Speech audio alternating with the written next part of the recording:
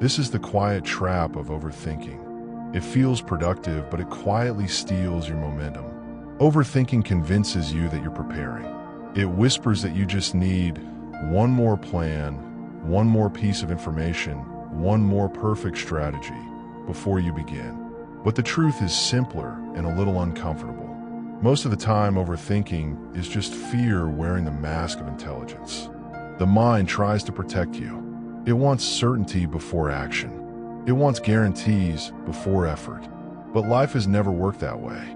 Every meaningful step forward in history, every invention, every great idea, every life transformation began with imperfect action.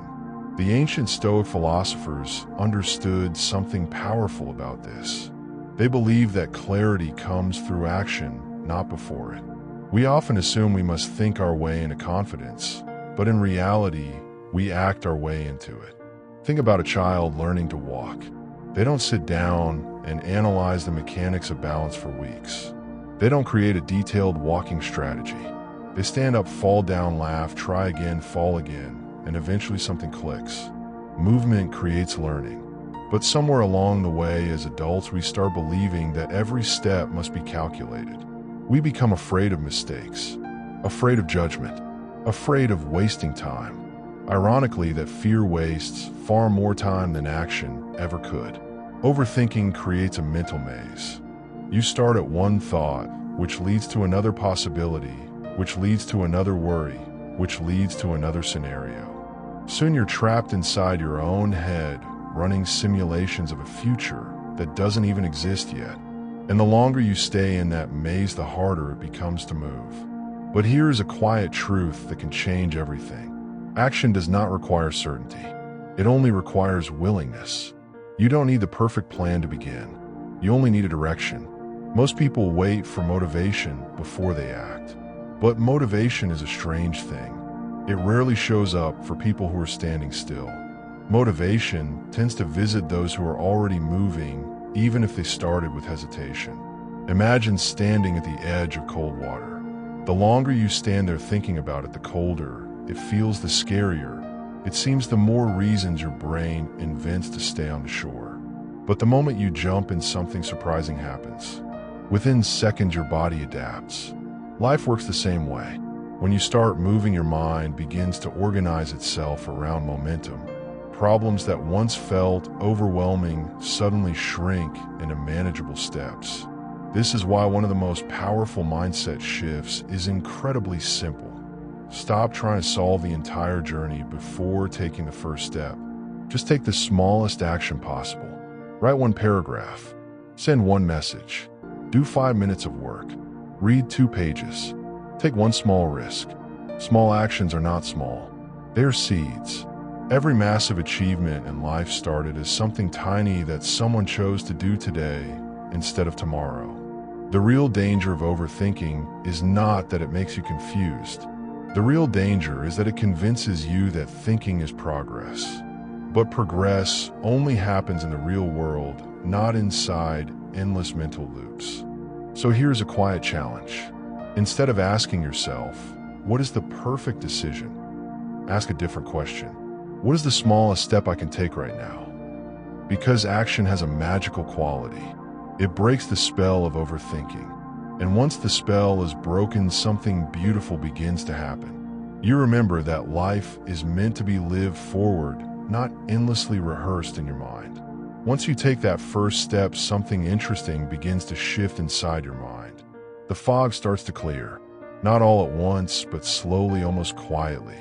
Problems that once felt enormous begin to break down into smaller, solvable pieces. This is the hidden power of action. It simplifies life. Overthinking complicates everything because it tries to control the unknown. It tries to predict every possible outcome. But the future refuses to cooperate with our calculations. The Stoic philosophers had a powerful way of dealing with this. They divided life into 2 simple categories: what we can control and what we cannot.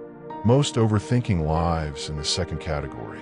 We worry about how people will react, whether things will work out perfectly, whether we will fail, whether opportunities will disappear. But none of those things are fully in our control. What is in our control is much simpler.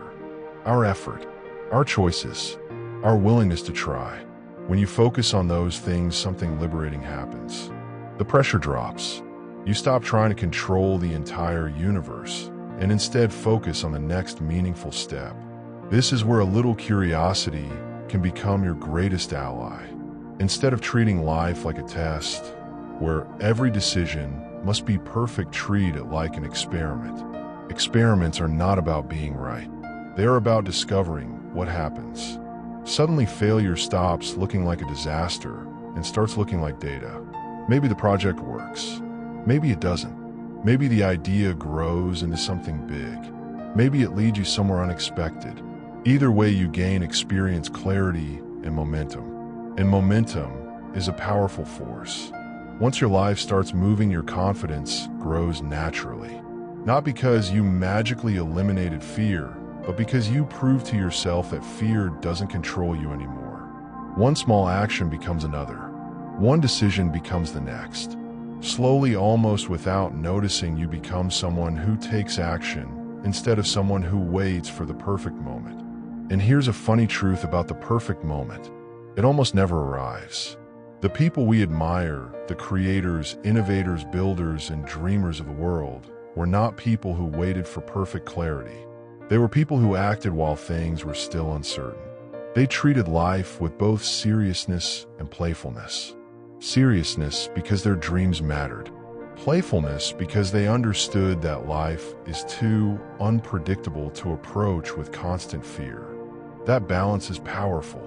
When you allow curiosity into your journey, action becomes lighter. Instead of asking, "What if I fail?" you begin asking, "What might I discover?" Suddenly life feels less like a tightrope and more like an adventure. And here is the deeper truth behind all of this. Overthinking is not really about intelligence. It's about trust. Trust in yourself. Trust that you can handle whatever happens next. Action builds that trust. Each step becomes evidence that you are capable of moving forward, even without perfect certainty. So if you find yourself stuck in your head again, remember something simple. Your mind may crave guarantees, but your life only needs movement. Take the small step, then take another, and another. Momentum will take care of the rest. If this message resonated with you, I'd love to hear your thoughts. Have you ever caught yourself trapped in overthinking? What helped you break out of it and start taking action? Share your experiences or questions in the comments. Your story might inspire someone else who is standing at the edge, waiting for the courage to take their first step